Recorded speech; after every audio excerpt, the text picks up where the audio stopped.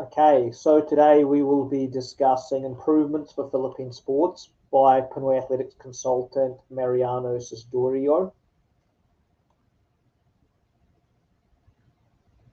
Before we continue, I would like to ask if you can click subscribe to youtube.com Pinoy Athletics 20. These are points by Mariano Sisdorio. Currently, I am helping Pinoy Athletics in an advisor capacity, and they are the only active group at the point when this was written. Thank you for type. Firstly, he is addressing former PSC chairman Aparicio Meki. Thank you for typing with no caps. I do not respond to outbursts.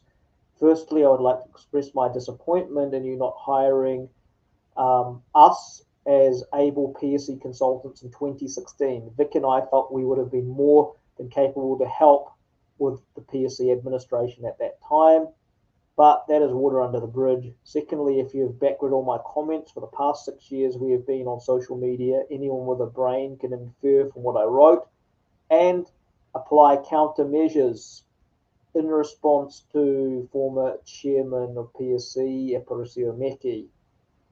Currently, I'm helping Pinoy Athletics in an advisory capacity, and they are the only active group doing training, counselling, and virtual races, and have kept track and field alive in this pandemic.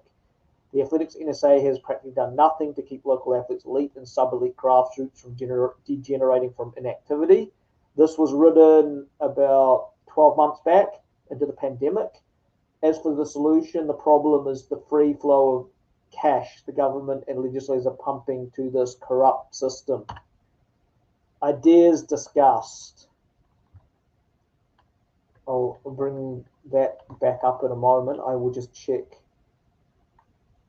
to see if this is actually streaming live. And in fact it is. Okay, so ideas to be discussed.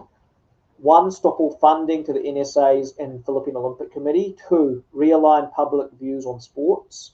3, stop putting athletes in NSAs on a welfare system.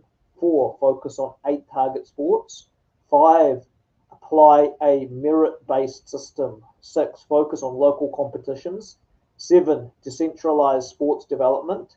And 8, encourage club systems in sports. So the first point here is to stop all funding to the national sports associations and the Philippine Olympic Committee. Quote, elitism and Olympism are private endeavours.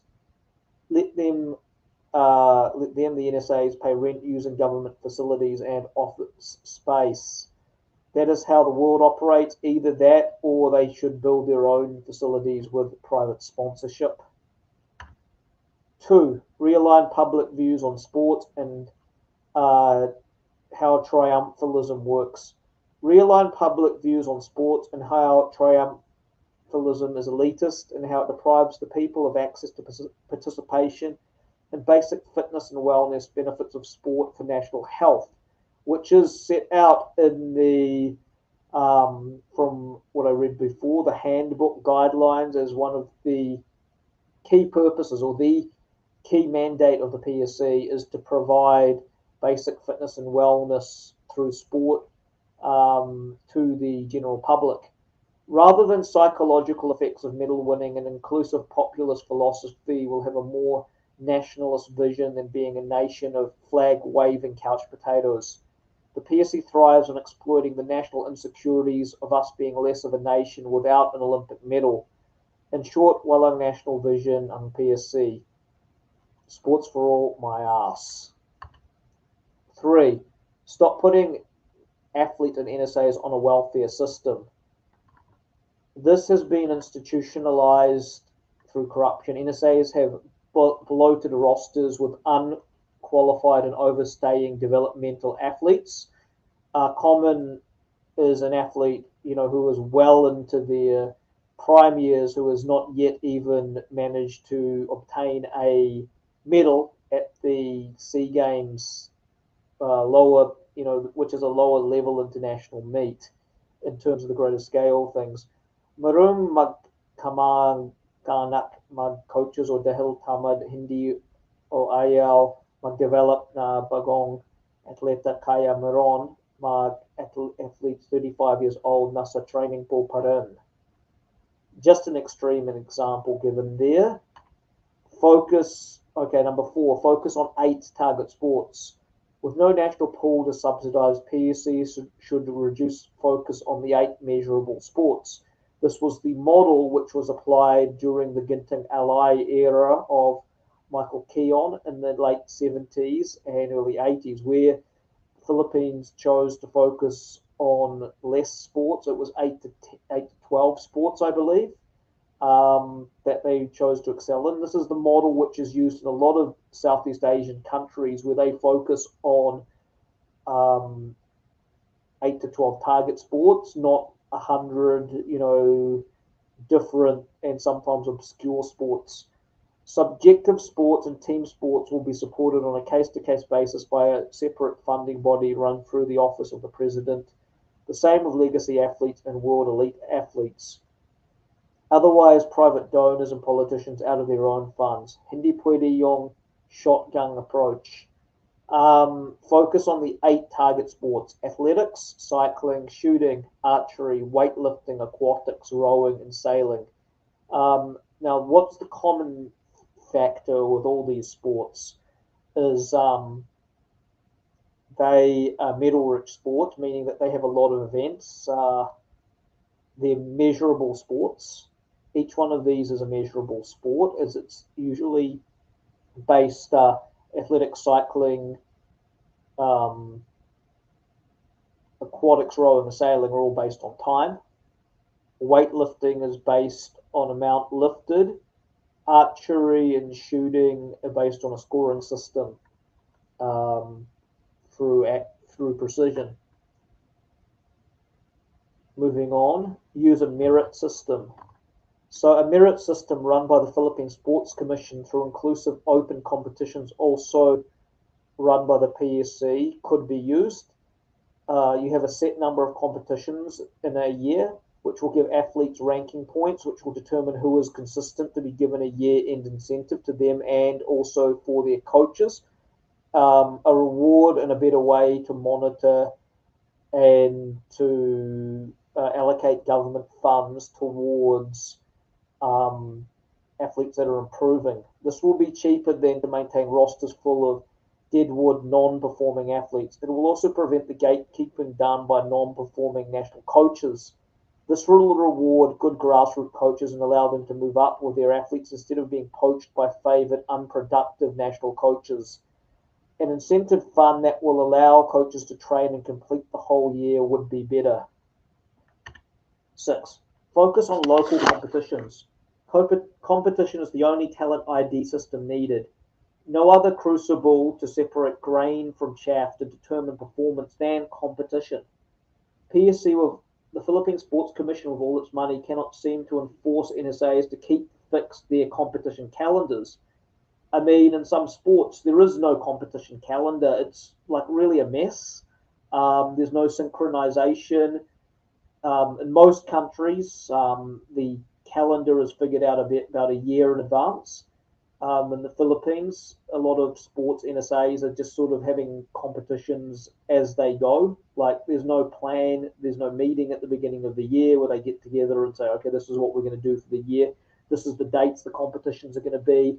These are the venues the competitions are going to be held at. It's like, okay, it's sort of just happy-go-lucky. We'll just play it as we go along.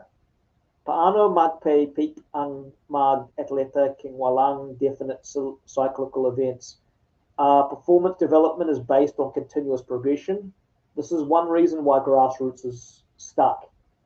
The simple act of making sure competitions are held in the exact time schedule allows coaches and athletes to plan and train around them.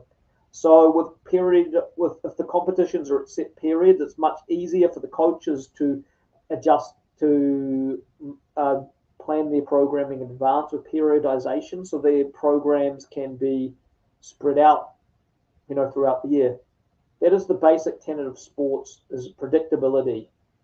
Palibhasa panay international exposure lang ang inatupag dahil gusto magturista at junket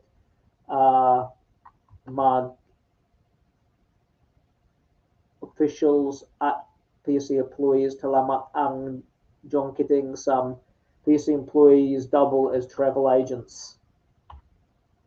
7. Decentralized sports development. Infrastructure and sports management systems. Philippine Sports Commission regional officers and officers are practically paper tigers with no programs or budgets. There's more politics than actual sports development. Stop all the useless seminars and certification, because nothing has come out of these except more bureaucracies and idiots walking around with the idea they are sports experts. 8. Encourage club systems for sports. To unburden government resources through autonomous financial structures of club sports. Building and leasing up public recreation infrastructures, allowing use of DEP-Ed school for sports facilities. Allowing tax incentives for private individuals to establish private sports facilities and tax breaks on realty or duty-free importation of sports equipment. Assist with the monitoring of club systems. And to sum things up, some final closing points. The list can go on, but the main question is, are the people competent enough or have the moral rectitude to make funds safe to accomplish the changes?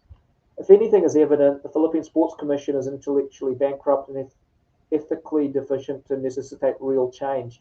All it is a repository for political regurgitates with hand derp into the people's funds. It's easy to pay for athletes abroad or foreign coaches when you have deep pockets. Sad thing, it's not their pockets. Once the well runs dry, what will you do? Let's provoke and debate, hope and pray. Do ex machina na lang ba ang solution? Not in your lifetime, Doc. So you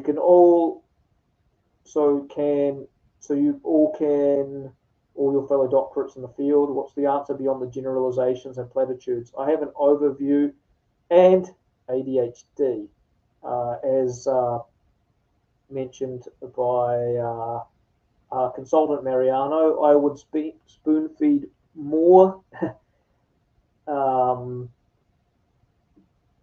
hate brain being picked over. Don't have much in academic degrees, but have worked and studied the field. I know what works.